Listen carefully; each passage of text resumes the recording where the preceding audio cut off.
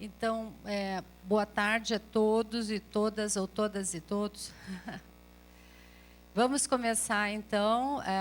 Eu sei que a programação é bem intensa, né? A Juliana já está cansadinha também, mas vale muito a pena, né? Quem viajou lá de Maringá, Rondônia, nós temos gente de Rondônia, Maringá, Universidade Federal de Mato Grosso, Goiás, Unesp, USP, Unicamp. A gente tem pesquisadores do Brasil inteiro, né? Eles estão na sala, porque era apresentação de trabalhos, então eles estão na A301, estão chegando, né? Mas a gente já começa. Então, apresentar então para vocês assim, a professora Flávia Dias de Souza, que possui graduação em licenciatura em matemática pela Universidade Federal do Paraná, mestrado em educação pela Pontifícia Universidade Católica do Paraná, doutorado em educação pela Universidade de São Paulo, na linha de pesquisa Ensino em Ciência e Matemática. É professora adjunta do Departamento de Educação da Universidade Tecnológica Federal do Paraná e assessora para licenciaturas na Pró-Reitoria de Graduação em Educação Profissional Prograde UTF-PR. Desenvolve pesquisas na área de educação matemática, especialmente sobre formação de professores que ensinam matemática.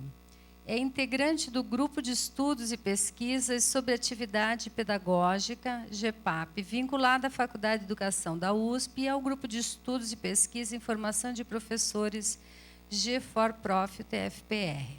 É professora do Programa de Pós-Graduação em Educação em Ciências e em Matemática, PPGCM, e do Programa de Pós-Graduação em Formação Científica, Educacional e Tecnológica, PPGF7. Né? E a professora Maria Lúcia Panosian é bacharel em licenciatura e licenciada em Matemática pela Pontifícia Universidade Católica de São Paulo, licenciada em Pedagogia pela Universidade de São Paulo, mestre e doutora em Educação na área de Ensino de Ciências e Matemática pela Universidade de São Paulo, professora adjunta do Departamento Acadêmico de Matemática da Universidade Tecnológica Federal do Paraná, membro do Núcleo de Docente Estruturante do curso de Licenciatura em Matemática, integrante do corpo docente do curso de mestrado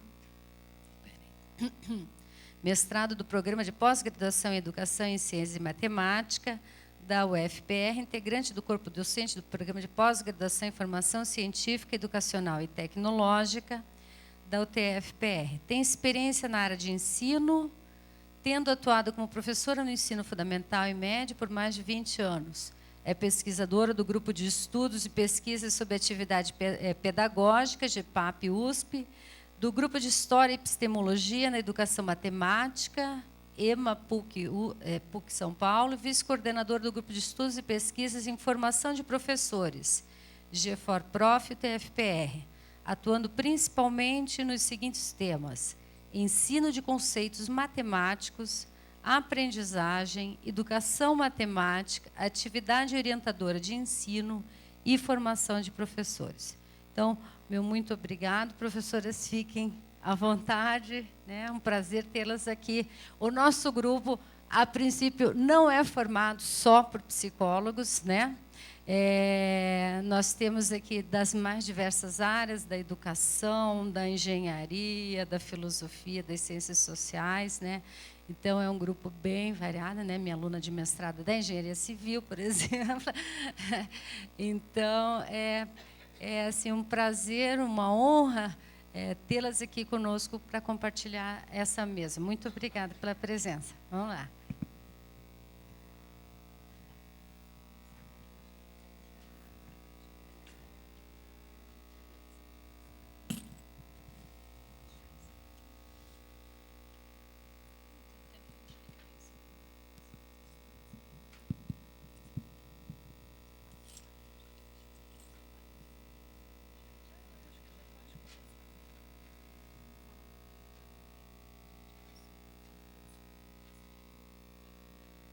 Bom, uma boa tarde. Agradecemos imensamente à professora Maria Sara pelo convite, né, e pela oportunidade dessa conversa aqui com vocês nesse momento. Quando a professora Maria Sara nos fez o convite, né, nós ficamos pensando, né, então, o que a gente pode levar para essa conversa, né, para esse momento, e daí para apresentar um pouco talvez também um pouco da intenção assim dos trabalhos que a gente vem desenvolvendo. E aí surgiu então a possibilidade de conversarmos sobre esse tema, né, do sujeito em atividade ao professor em atividade de ensino, que é um tema de interesse nosso, né, coletivo.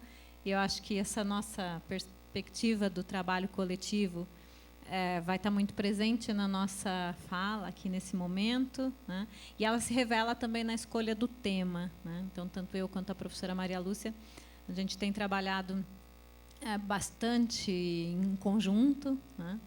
E esse tema ele tem relação com uma disciplina que nós estamos desenvolvendo, que depois a gente até fecha um pouquinho da palestra.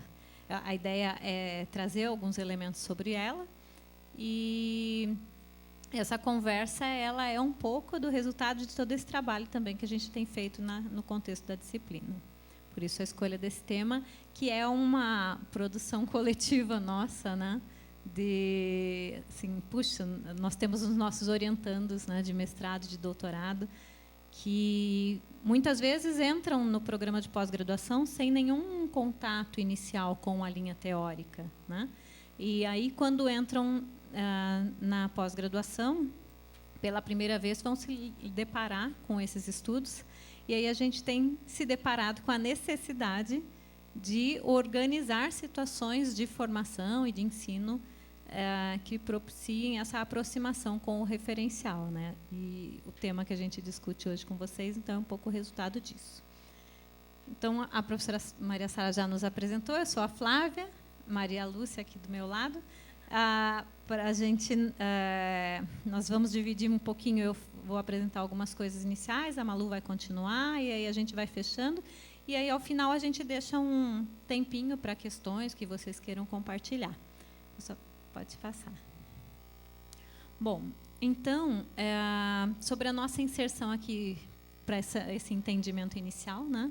Nossa inserção no contexto aqui da UTF-PR, nós somos professoras das licenciaturas aqui no campus, mais especificamente na licenciatura em matemática, a Malu mais diretamente. Eu, como estou vinculada ao Departamento de Educação, trabalho com as disciplinas da formação pedagógica geral também, então trabalho também nas demais licenciaturas, né? E nos dois programas que a professora Maria Sara comentou, que são os programas de pós-graduação, o F7 e o PPGCM, né?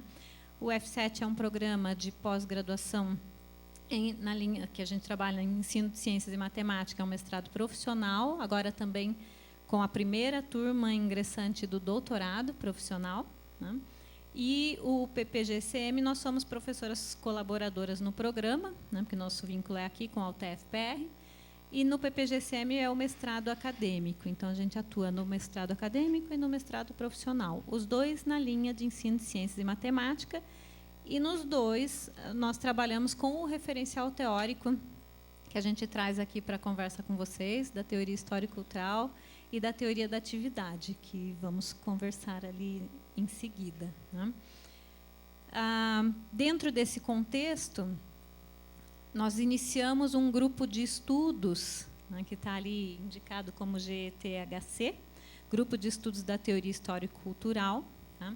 Ele não é um grupo de pesquisa vinculado ao CNPq, é um grupo de estudos vinculado a um grupo de pesquisa sobre formação de professores já existente, do qual a Malu é a vice-líder, né, que é o GEFOR-Prof. Então, dentro desse grupo de pesquisa, que está lá cadastrado no CNPq, nós temos subgrupos, né, com temas específicos de estudo, sempre vinculados a questões de formação de professores. E o grupo de estudos da teoria histórico-cultural, eu e a professora Malu estamos conduzindo há mais ou menos uns 4 anos. Acho que já está quase chegando a 4 anos, né? Eu entrei na UTF-PR em 2012. A Malu chegou em 2014, né? Então, naquela época, em 2012, um pouco depois, eu tinha meus primeiros orientandos assim solitária, e depois, quando a Malu veio, eu falei, agora o grupo vai tomando mais corpo, né? Porque daí a gente começou a conseguir reunir mais orientandos, trazer mais a participação também da comunidade, e esse grupo já tem agora uma rotina de estudos sempre nas quartas-feiras à tarde, né? Então, tem algumas quartas que a gente não se encontra, mas a gente faz sempre um calendário semestral com uma média de 30 horas no semestre que a gente organiza para os encontros, sempre das 2 às 4, nas quartas-feiras, e alguns momentos de estudo. Então, tem encontros que a gente tem textos de estudo, tem encontros que a gente compartilha os trabalhos dos nossos orientandos, que são momentos para discutir os trabalhos em elaboração, o modo como nós entendemos toda a abordagem do trabalho, tanto as questões metodológicas, que uma vez trabalhando com o referencial teórico, nós também fazemos todo um trabalho de discutir como que metodologicamente esses trabalhos se apresentam, né? Então, esse nosso trabalho está vinculado à extensão, porque ele é aberto também à comunidade. A gente abre algumas vagas para professores da rede. E a gente tem tido uma procura muito interessante assim, de pedagogos que trabalham com matemática nos anos iniciais, né, que têm vindo participar conosco nesse grupo. Então, a cada semestre, nós recebemos aí alguns professores da rede que vêm e querem estudar e querem entender essas questões dessa temática. E eu e a Malu nos conhecemos, então, antes da entrada aqui na UTFPR, né, pelo doutorado, né, na USP. Então, nós duas fizemos o doutorado na USP, eu já morava aqui em Curitiba. A Malu, depois, felizmente, passou no concurso e veio para cá. Então, para mim, eu sempre digo que é uma alegria trabalhar. Gosto muito de trabalhar na UTFPR, e com a vinda da Malu, para poder fazer o grupo ficar mais forte, ficou melhor ainda. É bom. Né? É coletivo mesmo, é um coletivo, eu digo, na sua essência. Acho que a gente consegue explicar um pouco disso, daquilo que a gente entende dentro do referencial como coletivo, né, que tem um objeto que é comum, né, uma necessidade que é comum, e esses elementos eles ficam muito presentes aí no nosso trabalho. E aí, desses nossos estudos do doutorado, então, desde então, nós fazemos parte, a Malu já um pouco antes, já desde o mestrado, né, e eu com o doutorado, do GEPAP, que é um grupo de estudos e pesquisa sobre atividade pedagógica, lá da USP, da Faculdade de Educação, que é coordenado pelo professor Manuel Oriosvaldo de Moura, né, que muitos conhecem como professor Ori, talvez já tenham lido textos dele, material que tenha sido produzido. E nesse trabalho, nesse grupo de estudos, né, do GEPAP, nós nos mantemos nesse grupo. A gente tem aí, então, toda uma organização desse coletivo também, nesse grande grupo, no qual nós nos mantemos aí presentes. Eu vou falar um pouquinho disso. Aí, então, tem um breve retrato desse grupo, que é o GEPAP, né? Então, a maior parte, assim, esses nossos colegas que estão situados aí no GEPAP, são colegas que fizeram mestrado e doutorado vinculados ao grupo e que hoje estão aí em diferentes universidades pelo país, né, e que constituíram núcleos de formação e de estudos vinculados ao GEPAP, né? Então, nós temos aí o núcleo de Santa Catarina, que temos colegas da Unisul, da Federal de Santa Catarina, núcleo de São Paulo, Ribeirão, Bauru, tem o pessoal da Unesp, pessoal da USP de Ribeirão, núcleo de Santa Maria e Goiás, temos a Anne, que é da Federal de Santa Maria, e o Wellington, com o grupo que é da Federal de Goiás. Eles, embora fisicamente eles não estão muito próximos, mas eles conseguiram constituir esse coletivo de uma forma muito interessante. E as reuniões que nós fazemos aqui nos nossos grupos, nas quartas-feiras, eles também fazem nas sextas. E eles conseguem fazer, assim, eles já têm uma rotina com o Skype e os grupos trabalham em conjunto. E aqui o Núcleo Paraná, do qual eu e a Malu fazemos parte aqui dentro da UTFPR, mas nós temos as colegas na UEM, né, que é a professora Marta e a professora Silvia, A professora Silvia acabou de se aposentar, então ela está um pouco aqui, um pouco lá em Maringá, né? Mas ela também já está começando a participar aqui conosco em alguns momentos. Ali tem uma foto representativa do GEPAP, de camisa branca, bem ao centro é o professor Ori, para quem não conhece. Acho que dá para ver, né, um pouquinho. Essa é uma reunião que nós fazemos anualmente, tá? É chamado Colóquio do GEPAP, onde nós reunimos todos os integrantes e nós dizemos, como diz o Ori, né, os filhos e os netos também, né, do grupo.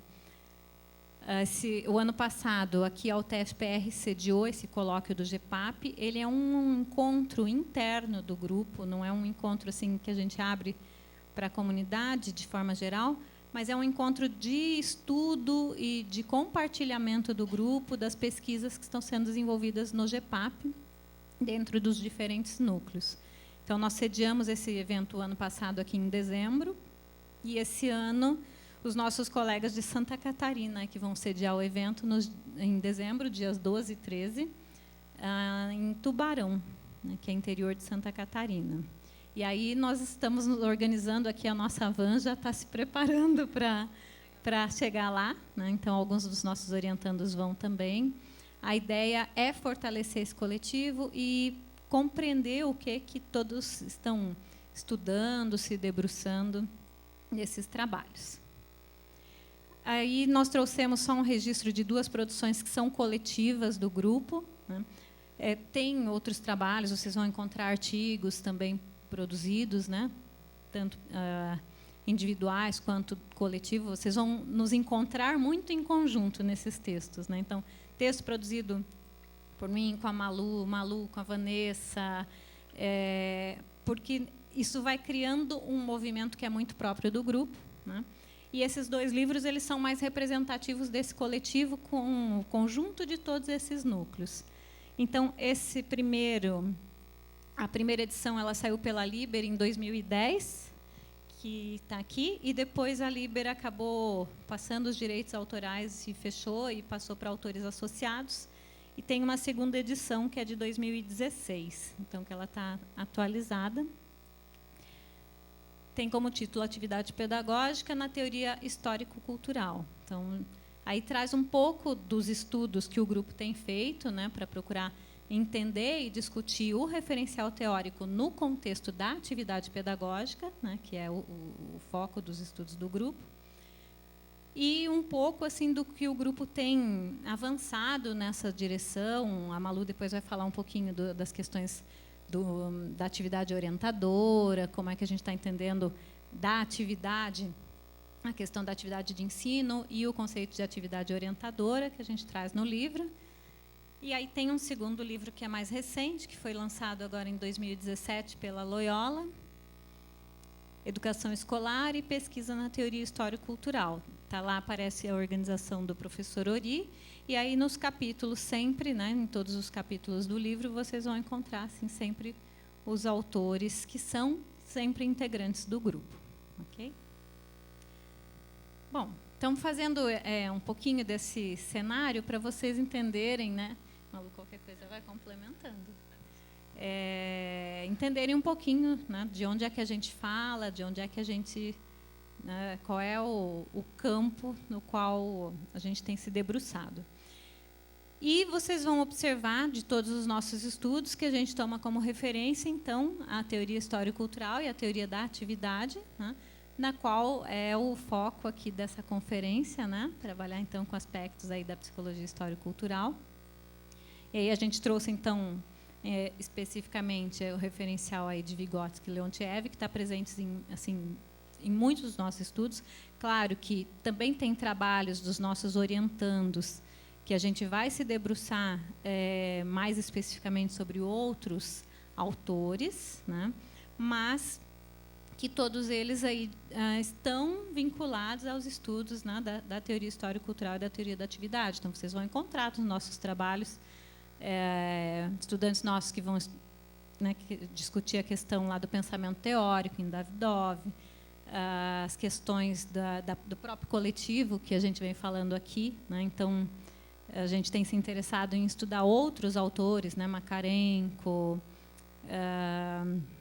autores que têm, Rubtsov, que têm se debruçado sobre essas questões, mas a gente sempre faz questão de né, deixar demarcado esse campo, então, dos estudos de Vygotsky e Leontiev, até para que os nossos orientandos também entendam, olha, de onde é que a gente está falando, né? Qual é o referencial que norteia os nossos estudos. E sempre, até mesmo quando a gente traz isso para o contexto da disciplina que a gente está trabalhando atualmente, a gente tem procurado deixar claro isso, né? Então, são as lentes com as quais a gente está olhando a questão da atividade pedagógica, né? É a lente teórica sobre a qual a gente está tomando como referência. Em nenhum momento a gente está dizendo assim, é a única ou é a melhor, né? Mas é a lente com a qual a gente está olhando e que nos permite olhar em profundidade e defender aquelas questões que a gente entende para a formação desse professor e desse professor na direção da formação do seu estudante, né?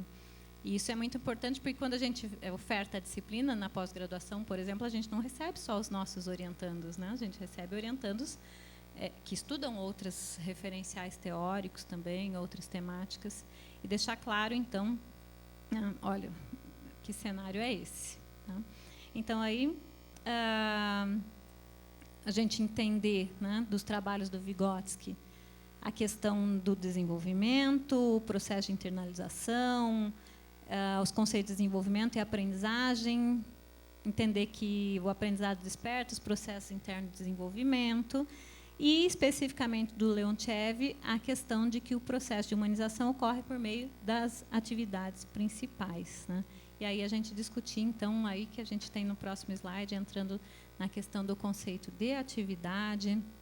Quando a gente falar em atividade, num primeiro momento, né, do que é que a gente está falando quando a gente fala em atividade, que é muito diferente do conceito de atividade e ação, né?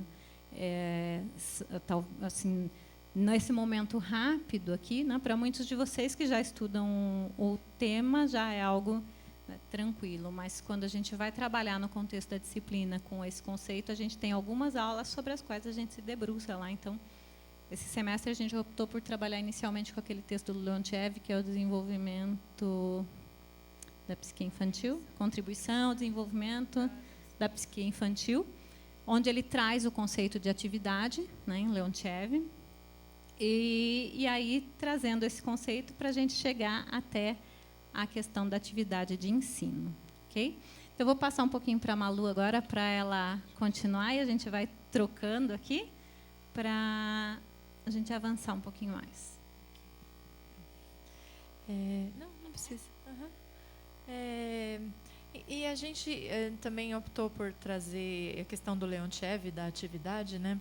Na verdade, antes de começar isso, né, agradecer o convite mais uma vez, porque é sempre uma oportunidade aí para a gente, né, de se conhecer, né? Estou conhecendo também o grupo por intermédio da Flávia, né, que já conhecia o grupo, mas eu ainda não conhecia, então fico bastante feliz de encontrar parceiros também, né, aqui na instituição, né.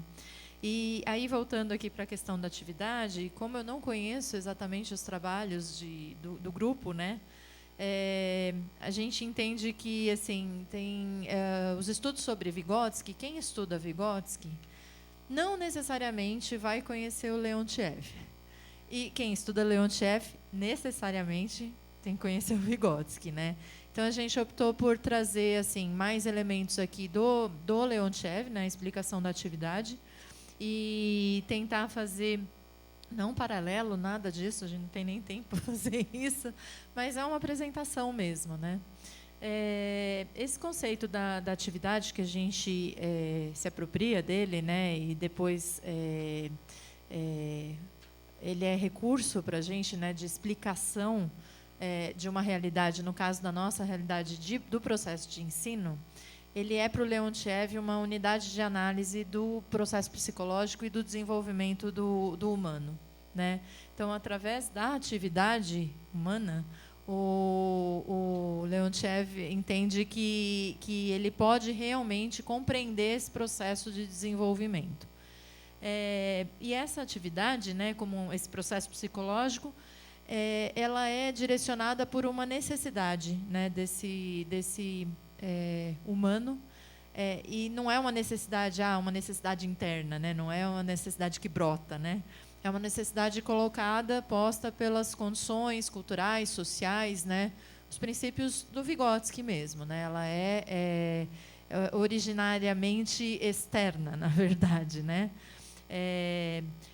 Então, por atividade, só uma frasezinha, né? Por atividade, designamos os processos psicologicamente caracterizados por aquilo a que o processo como um todo se dirige, seu objeto, coincidindo sempre com o objetivo que estimula o sujeito a executar esta atividade, motivo.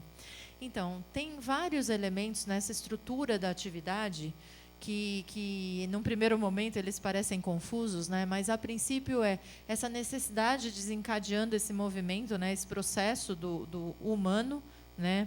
E essa necessidade é direcionada a um determinado objeto.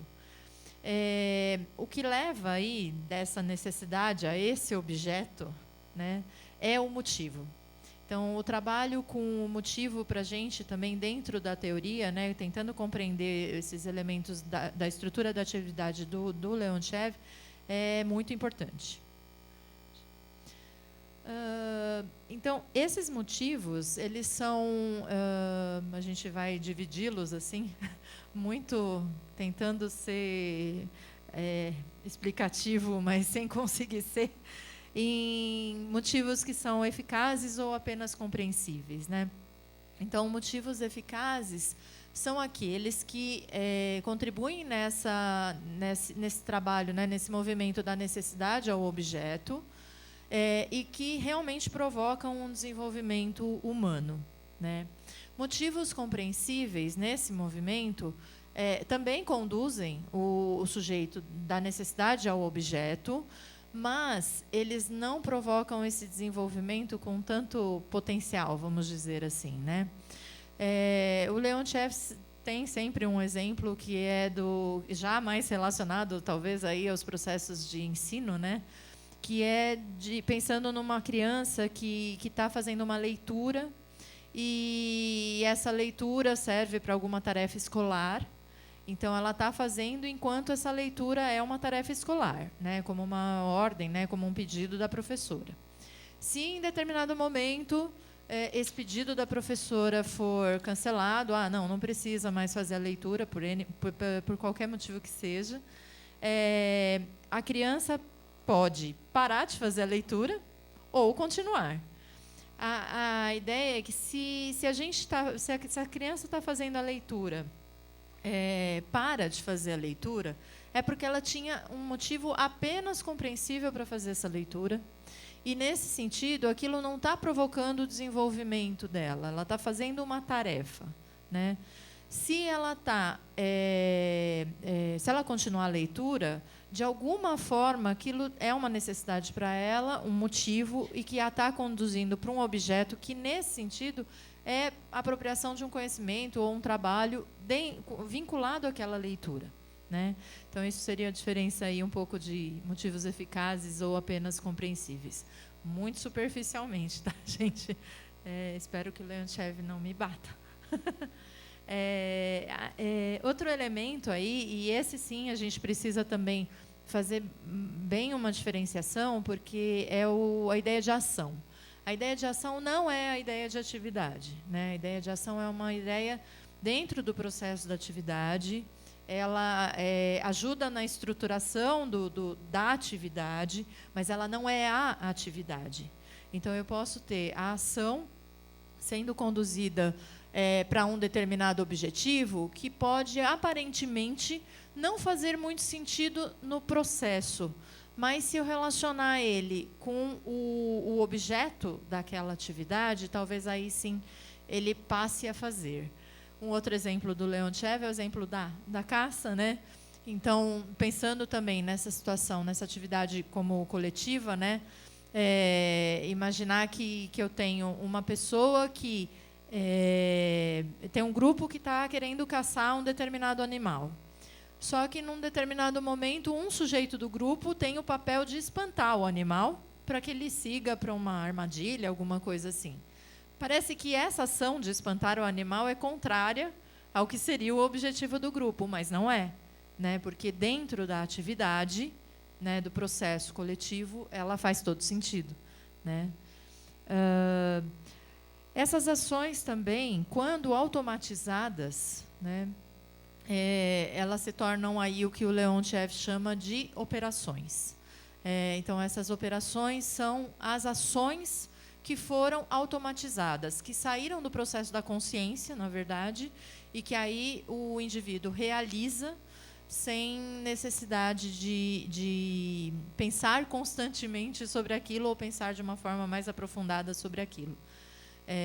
Por exemplo, dirigir um carro, a gente tem determinadas ações que inicialmente exigem da gente todo o poder da atenção, né, da memória e do controle, e em determinado momento isso se automatiza, então se torna uma operação. Tudo isso dentro das condições, né?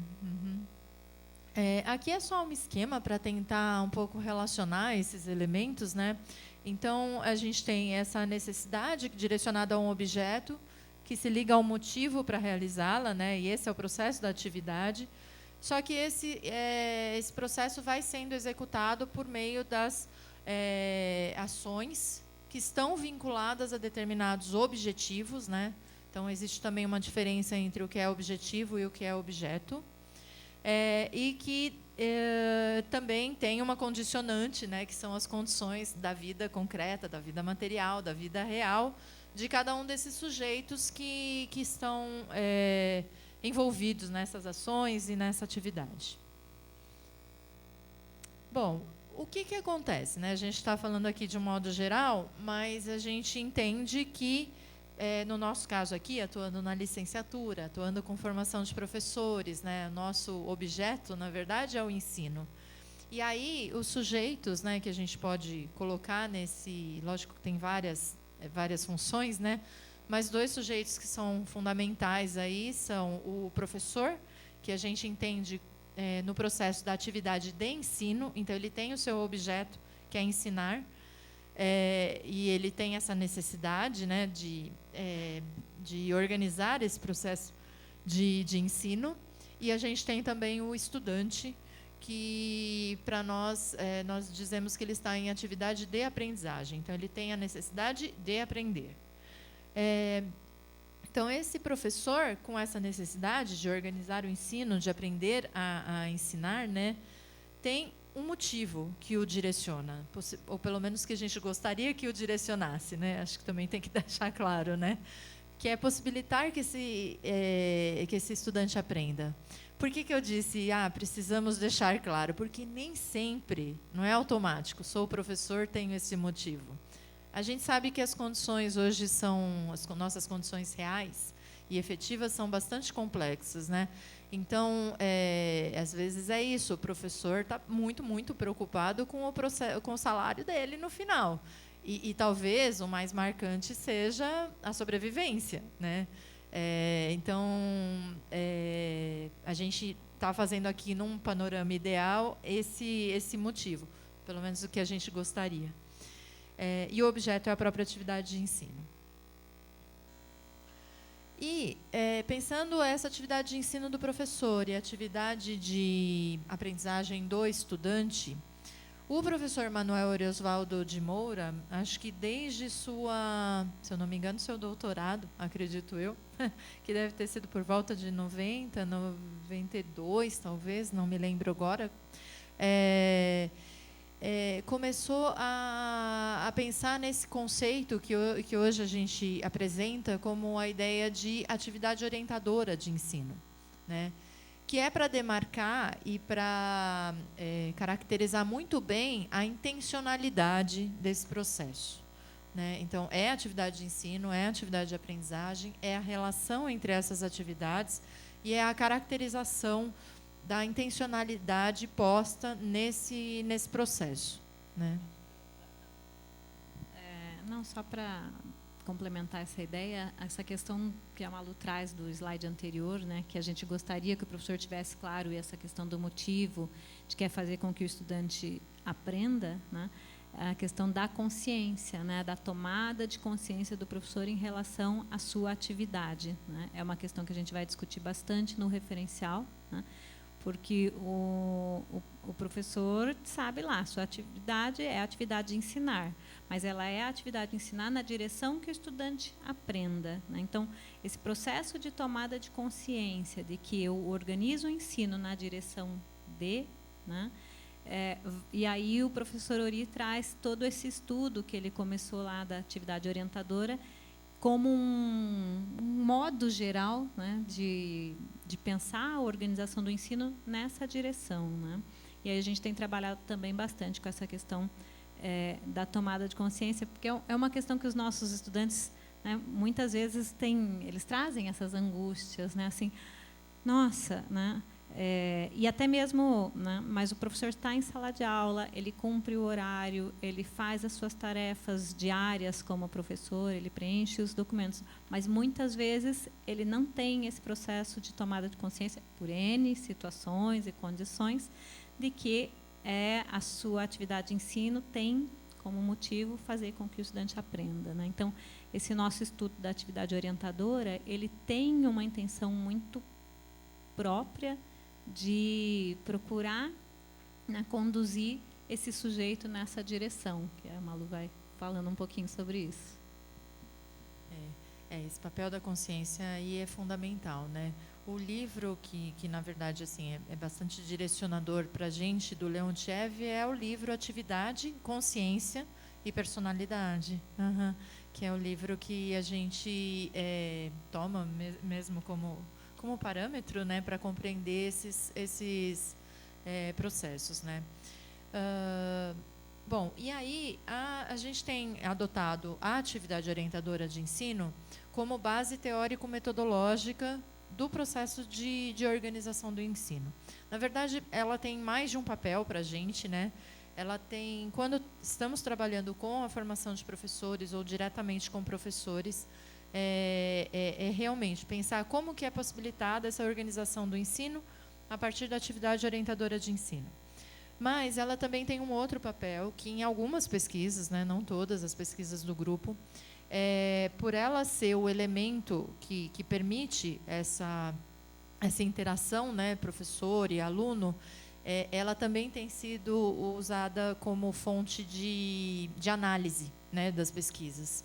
Então, a gente procura esses elementos da atividade e da atividade orientadora de ensino nas pesquisas que algumas pessoas do grupo desenvolvem, né? Bom, os sujeitos são professores e os alunos. Pode estar em diferente contexto, né? Então, pode estar no contexto de que são professores e estudantes, por exemplo, da rede básica. Pode estar no contexto de que são os formadores de professores e os estudantes são os professores. Então, isso vai depender de como é a formação, né? Ela permite a interação entre os sujeitos enquanto solucionam situações, problemas coletivamente, né? Então, o princípio do coletivo aí, ele é muito forte para a gente, né? Não é a intenção de que se prepare uma situação individual e que resolva-se individualmente, né? O coletivo na preparação, na resolução, isso é muito, muito forte. Mediados pelo conteúdo, a gente tem muitos trabalhos em relação à atividade orientadora de ensino com conteúdos de matemática, e atribuindo sentidos às suas ações enquanto se apropriam dos significados da experiência humana, né? E aí, ela é modo de formação, a gente entende que ela é modo de formação não só daquele sujeito aluno, né, que está no papel de aluno naquele momento, mas sim do formador de professor, do próprio professor, porque a gente busca sempre, tentando seguir esses princípios da atividade, a gente busca sempre a necessidade. E aí a gente tenta identificar os motivos. Só que isso não está posto, né? Definitivamente posto. Então, isso precisa ser identificado nos momentos de formação, nos momentos de organização do ensino mesmo, né? E ela pressupõe o que a gente chama de uma situação desencadeadora de aprendizagem. Essa situação desencadeadora de aprendizagem, nas primeiras formulações, né, o Ori coloca com 3 possibilidades: como jogo, como história virtual do conceito e como situação do cotidiano. E é com essas que a gente tem trabalhado. Então, onde que talvez, já fazendo mais propaganda, né, a gente, até para conhecerem mesmo, a gente tem um projeto também de extensão, né, na universidade, que se chama Oficina Pedagógica de Matemática. E na Oficina Pedagógica de Matemática se desenvolve às segundas-feiras, período da tarde, é a reunião de alunos da licenciatura em matemática e professores da rede, bom, em geral, normalmente da rede pública, né? O projeto é aberto, que organizam essas situações desencadeadoras de aprendizagem. Então, coletivamente, a gente se reúne, define um conceito. Então, por exemplo, vamos estudar trigonometria. Estudamos trigonometria, fazemos um resgate do movimento que a gente chama de movimento histórico e lógico do conceito, que é também um elemento que a gente entende como importante aí na atividade orientadora, porque é um resgate dessa experiência humana, não é para contar a história, mas é para resgatar esse movimento da experiência humana de conceitualização e de significado a determinados conceitos. A gente elabora a proposta, a organização do ensino toda, e na maioria dos anos a gente consegue desenvolver essa proposta com estudantes de escolas públicas, né? Então, esse é uma outra maneira, né? Uma outra vertente aí, pensando de como a gente se apropria desse conceito da atividade orientadora de ensino, e como a gente, como isso nos forma e como isso permite que nós formemos outras pessoas, professores e estudantes, né?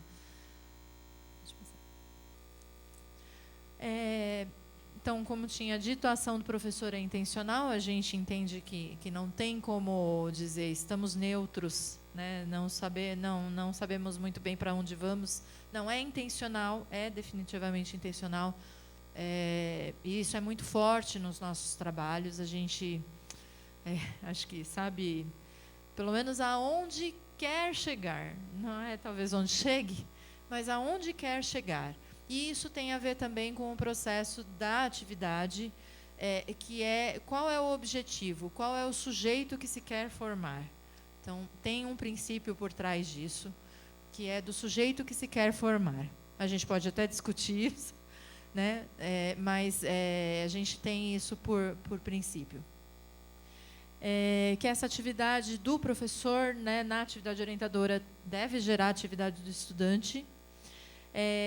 Então, os esforços também de organização são no sentido de que o objeto do ensino se constitua como uma necessidade para aquele estudante. Então, a organização do jogo, da história virtual, da situação do cotidiano é no sentido de gerar necessidade. Fundamenta-se nos pressupostos da teoria da atividade, tem os elementos, necessidades, motivos, ações, operações e condições. Está sempre sujeito a mudanças, né, porque as coisas não são fixas, né, a gente entende isso também. Considera o movimento lógico histórico do conceito.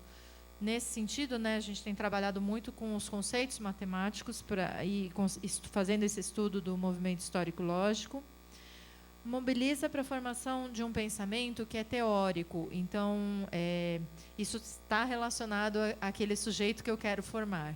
Eu não quero formar um sujeito repetidor de ações, um sujeito não consciente das decisões que toma, né? Então, isso para a gente da formação do pensamento teórico dá outra conversa, né?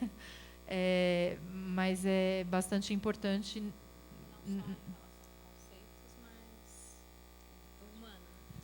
É só mesmo, é que a gente acaba fazendo uma conversa nossa. Cada vez que a disciplina chega, é interessante isso, que é essa formação desse sujeito, né? Quando a Malu fala do desenvolvimento do pensamento teórico, e aí na disciplina a gente tem trabalhado, né, com textos discutindo pensamento empírico, pensamento teórico, E a gente sabe que a escola muitas vezes está centrada ainda no pensamento empírico, e aí a gente, dentro do referencial, tem discutido como é que a gente, né, não é que não vai se trabalhar mais com o pensamento empírico, mas como é que a gente pode ir além, né? E aí a gente entende que no desenvolvimento desse pensamento teórico, desse sujeito, a gente está falando tanto em relação aos conceitos matemáticos, que é nosso maior foco, né? Mas, para além disso, para a formação desse sujeito humano, né?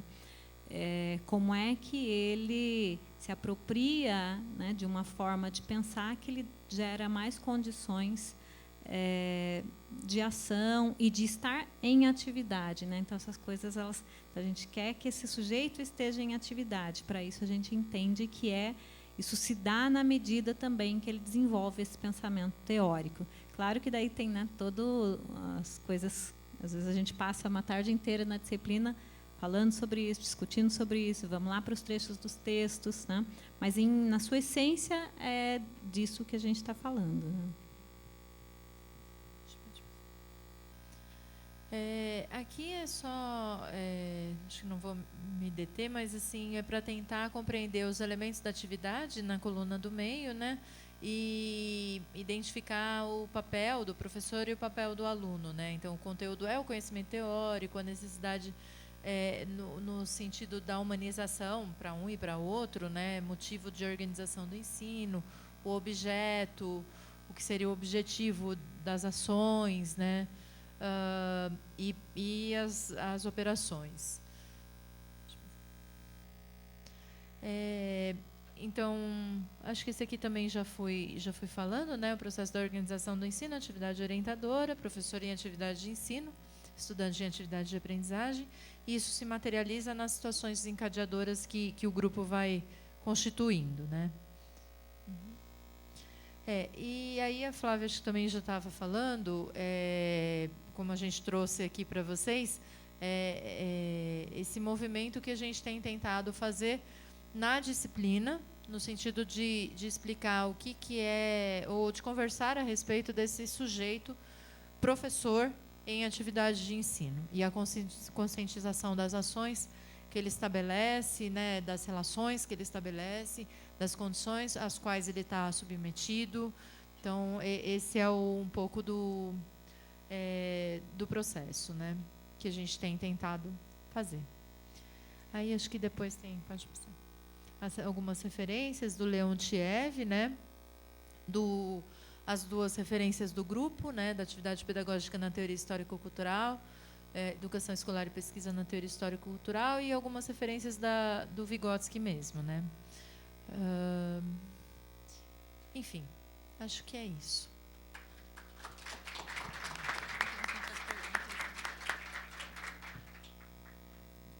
Bom, acho que ainda temos um tempinho, né? É um prazer enorme ter a professora Flávia aqui, e a professora Maria Lúcia, porque realmente, né, a UTF é um verdadeiro labirinto, né? As pessoas ficam nos seus laboratórios e são raros os momentos de integração, né? E nós, professores da pós-graduação, quase sempre só nos encontramos em bancas, né? E aí trocamos entre a leitura de uma tese e outra, algumas reflexões, e por aí vai, né? Então, é realmente uma oportunidade muito boa. Inclusive, eu tenho uma aluna que está pesquisando o ensino da física, a formação de conceitos científicos, né? A partir do referencial de Vygotsky, né? Porque...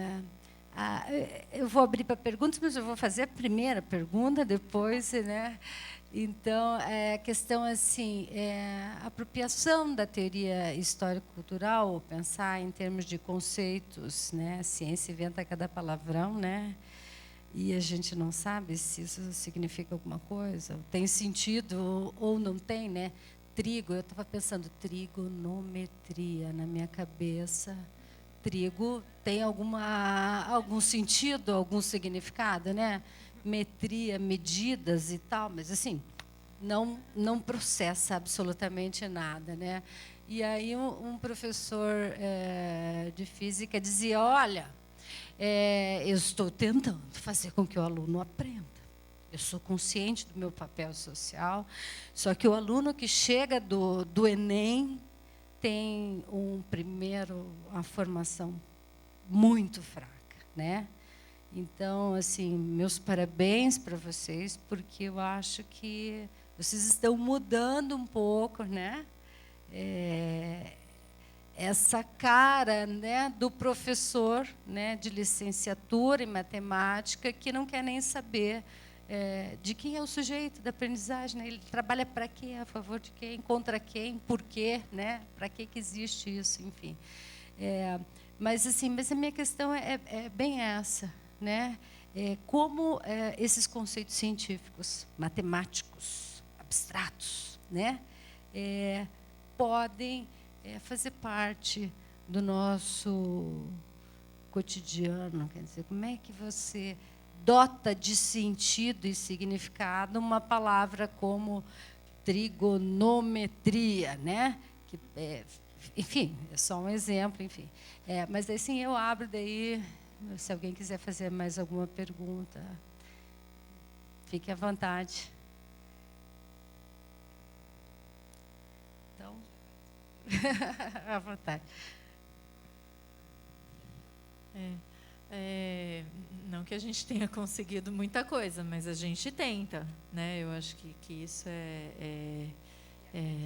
tenta, acredita, já conhece várias pessoas, vários professores que estão nesse movimento, então é isso, né? Na atividade orientadora de ensino, como a gente parte dessa necessidade, né? Então, primeiro é um pouco fazer esse estudo da necessidade do conceito, né? Não é necessariamente a necessidade cotidiana do conceito. Então, a gente nem sempre o primeiro passo é a necessidade cotidiana, porque pode ser que realmente na necessidade cotidiana aquele conceito daquele sujeito singular não faça nenhum sentido, né? Mas aquele sujeito singular não é isolado no mundo, né? Ele é sujeito de uma comunidade, né? De uma sociedade, de um grupo, que ele também precisa entender como se organiza, como vive, como constrói, né? Tudo isso que a gente tem hoje, né? A luz, as poltronas, né? Veio da onde, né? Então, assim, uma das primeiras coisas que a gente tenta fazer é fazer esse resgate da necessidade do conceito historicamente. Mesmo que ainda seja superficial, e eu vou dizer por que superficial, porque a gente se vale, na verdade, dos livros que contam a história da matemática, né? Então, são fontes secundárias, né? Mas são as fontes que a gente tem acesso. Então, como é que e mesmo que a gente possa questionar essas fontes, mas da onde surge, né? O que fez a humanidade precisar de conceitos da trigonometria? Então a gente faz, tenho 2 trabalhos assim que foram relevantes, especialmente de trigonometria, né? Uma de uma orientanda que fez realmente esse resgate todo, né? No mestrado, já terminou. E acabou gerando três conceitos que ela considera importantes, que a gente não pode deixar de ter, né? De ângulos, de razão entre segmentos, de circunferência, enfim, não vou fazer o tratado da trigonometria aqui, mas ela precisou fazer isso para identificar elementos que fossem importantes para além do nome trigonometria. Trigonometria não é importante porque está no currículo que trigonometria é importante. É importante porque em determinado momento histórico foi sendo constituída, se constituiu, né? E aí o que a gente faz? A gente pega esses conceitos, né, estudados historicamente e apropriados da nossa parte, e a gente tenta criar as situações desencadeadoras de aprendizagem, né? Que talvez aí não seja resgatando exatamente aquele momento histórico, mas é resgatando aqueles elementos que na necessidade humana foram relevantes. Então, por exemplo, aí um outro trabalho que foi feito com trigonometria, depois desse estudo histórico, foi na OPM, inclusive, os professores, né, e aí não era mestrado, nada, era um grupo de professores, se organizaram e montaram um trabalho com a pista de skate de dedo, que aí eles usavam os conceitos da trigonometria para compreender a montagem ali da pista de skate de dedo, que era uma febre entre os alunos, né? Então, assim, não parte do cotidiano diretamente, né? Mas a gente tenta depois devolver ali aquilo para que faça sentido e significado. Parabéns novamente, agradeço. Mais uma salva de palmas para os professores. E a nossa próxima palestra, né, a professora Denise de Camargo já está lá. Vai falar, então... A gente agradece, então, Maria Sara, mais uma vez pelo convite. Nossos contatos de e-mail ficam ali, a gente fica à disposição para poder conversar mais, até para vocês poderem conhecer os trabalhos também dos nossos orientandos, né, que tiverem interesse para ver um pouquinho disso que a gente trouxe nesse momento. E parabéns pelo evento. Tá? Acho que é isso, né? Obrigada. Muito bem.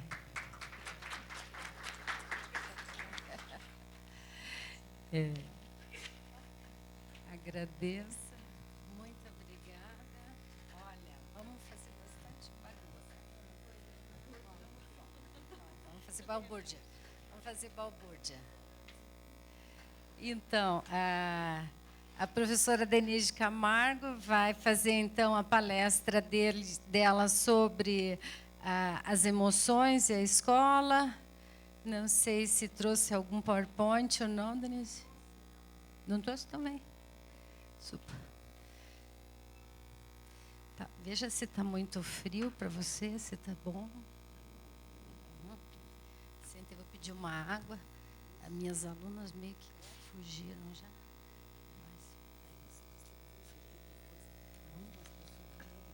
Ah, tá. Tá. Destrua.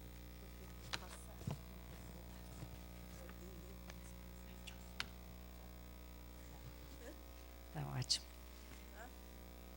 Então, cadê o currículo da professora? Deixa eu ler. Não precisa ler o currículo? Precisa, sim. Peraí.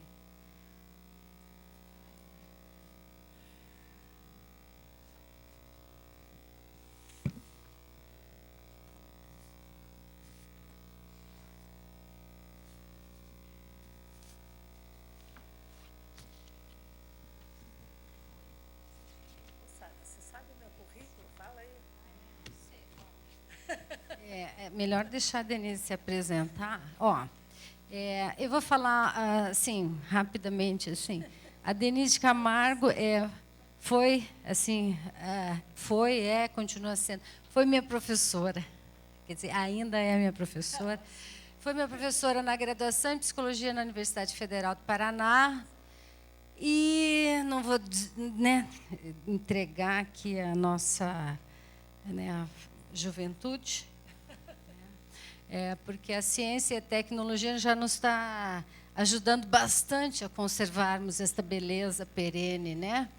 Então, é uma pesquisadora de referência internacional, né? Sobre os estudos das emoções.